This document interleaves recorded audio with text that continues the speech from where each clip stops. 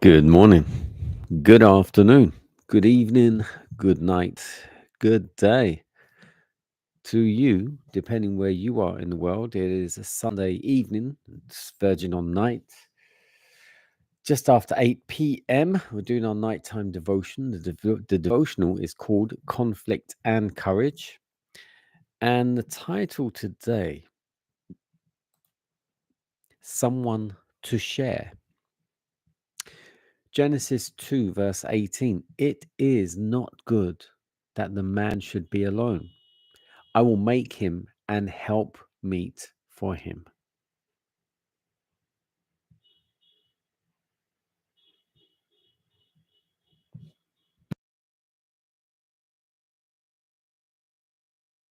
After the creation of Adam, every living creature was brought before him to receive its name.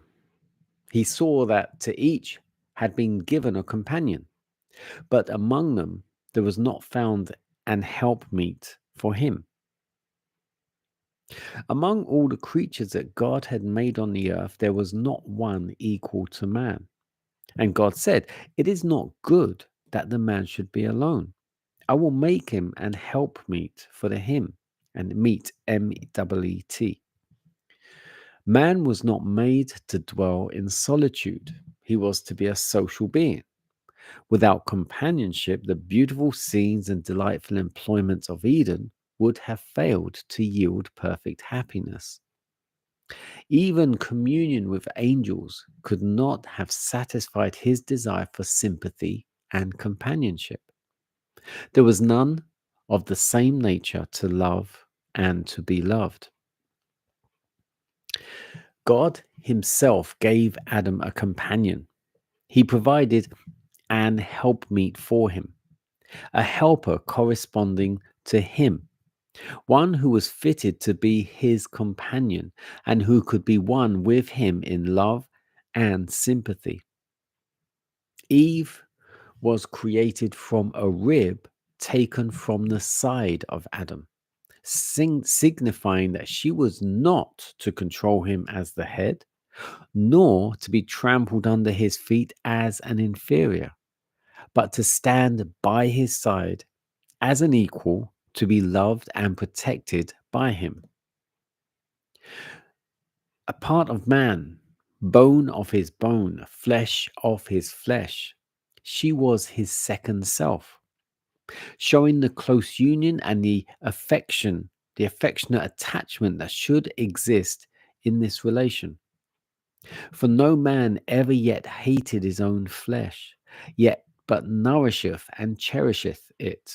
Ephesians 5:29. Therefore shall a man leave his mother and his father, and shall cleave unto his wife, and they shall be one. Genesis 2:24. God celebrated the first marriage. Thus, the institution has for its originator the creator of the universe. Marriage is honorable. Hebrews 13:4. It was one of the first gifts of God to man, and it is one of the two institutions that after the fall, Adam brought with him beyond the gates of paradise. When the divine principles are organized and obeyed in this relation, marriage is a blessing. It guards the purity and happiness of the race. It provides for man's social needs. It elevates the physical, the intellectual, and the moral nature.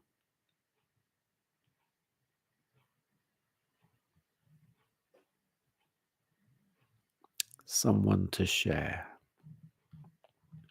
So Eve was created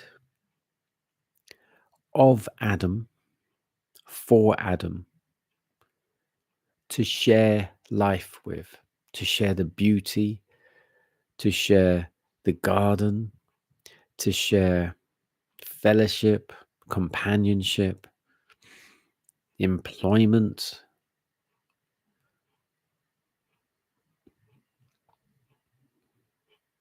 And I think it's particularly important where Eve was taken created from a rib taken from the side of Adam. And it's interesting because, yes, she wasn't over him to control him as the head, nor under him to be as inferior. Now, this is where it gets interesting. But to stand by his side as an equal, to be loved and protected by him. As an equal, yes, to be loved and protected by him. Now, keep in mind, even though she's not inferior to him, we're talking about mentally, spiritually, etc. Physically, she would be inferior to him, but that's not something men would lord over women, because a man, in earthly sake, worships a woman just the same as the woman worships the man. The man makes her his queen, the queen makes him her king.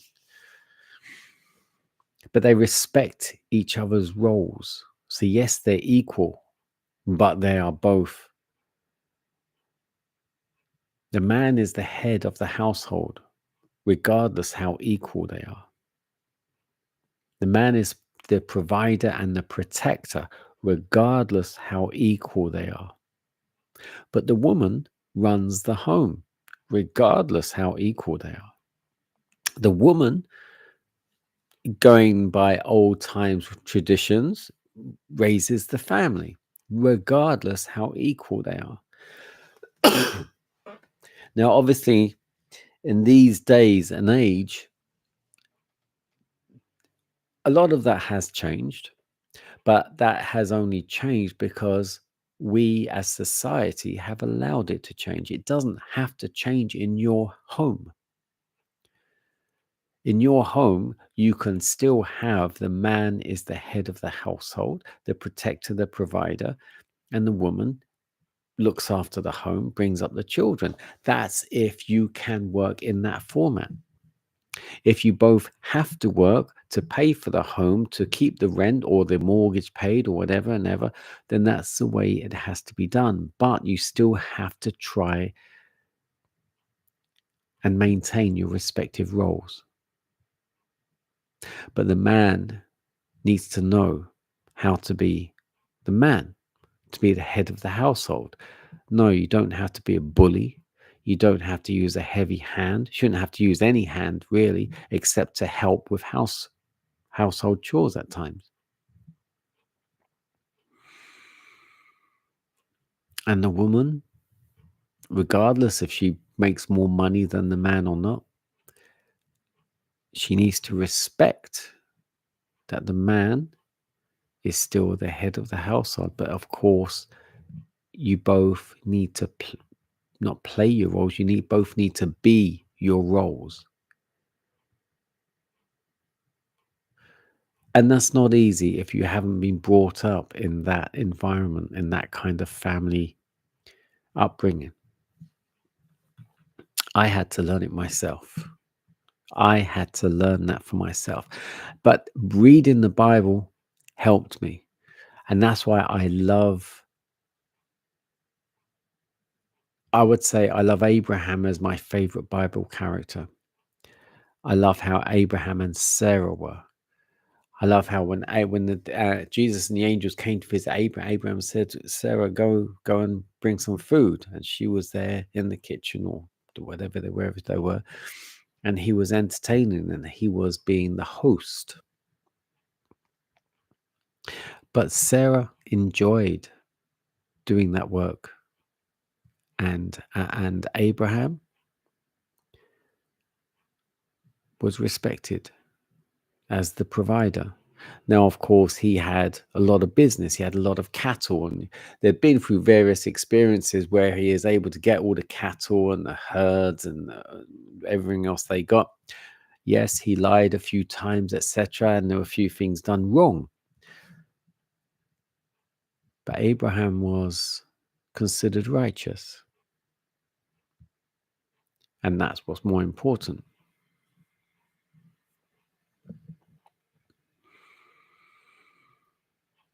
So yes,